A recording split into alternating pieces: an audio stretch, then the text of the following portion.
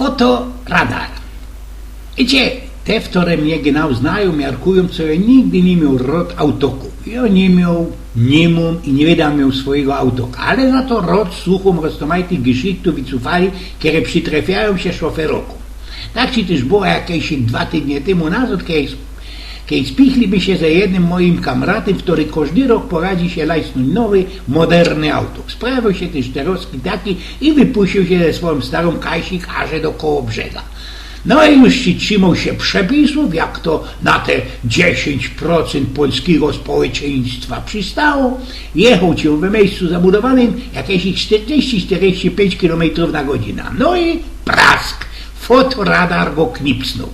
Ten mój kamrat weselnie zadziwiony wrocą zwolnił, przybrymzował deczko przed tym fotoradarem i pozornie zazierał na cyler, aby na zicher nie przekroczył 50 km na godzinę. No i prask, już za go ten fotoradar knipsnął. Ten mój kamrat do ostatka pogłupiałem medykuje, co się samo złazi. Można ten cyler popsowany, kaput, albo znak ograniczenia do 50 km, to się fałecznie postawił. No, albo można i ten fotoradar rozklamorzony jest. Zawroco jest się rósł i tą samą razem jedzie kajsi kole 10-20 km na godzinę.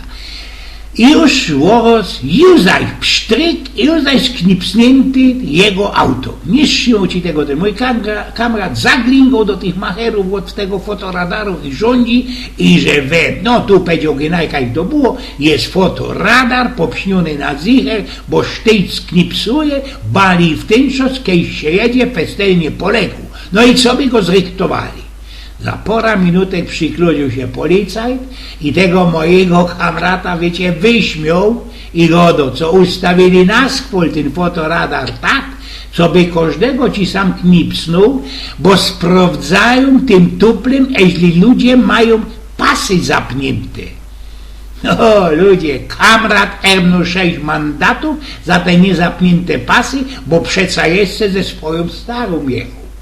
Oj, więc pnioków.